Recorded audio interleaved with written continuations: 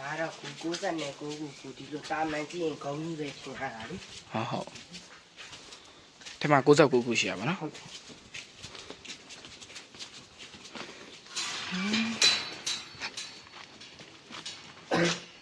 ီနောက်တစ်ချက်လုံးမယ်ဒီနောက်တစ်ချက်လုံးဒါ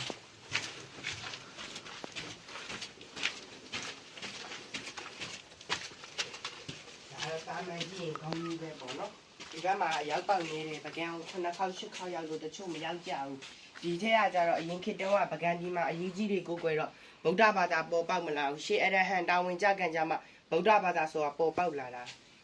ထဲထဲဝင်နော်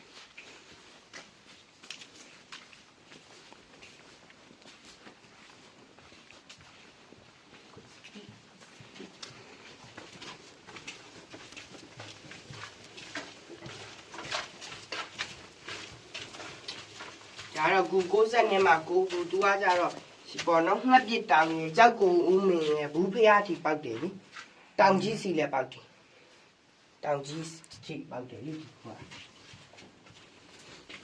ဒီထဲမှာဆိုရင်စောင်းရသည်ဆိုအနွေးရက်ပြီးရနေရသည်ဆိုအေးရက်ပြီးရခုကြီးလေ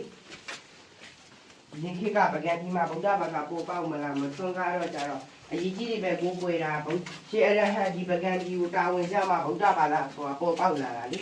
ဒီအောက်တော်ဟာဒီကတော့မြေသားလေးအရင်ပလင်လေးပေါ့နော်ဒီအောက်က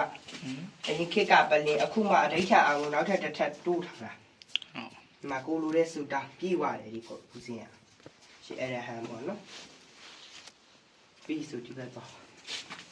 ဒီအောက်ထက်မှာ90နဲ့9ခုရှိတယ်လေတရားမှာဟောင်းလောင်းပြီပေါ့ဒါဆိုဒီလိုကြတော့တချို့ဧည့်သည်တွေကဆိုရင်လေဟိုတစ်ခေါက်ကငရင်လောက်တော့အကုန်လုံးပျက်စီးမယ်လို့ထင်တာမပျက်စီးဘူးတခုမှဧည့်ချင်းပဲ့ချင်းမရှိဘူးဒီအောက်မှာဘူးလေးရှိရလေတစ်ထပ်သုံးထပ်ရှိ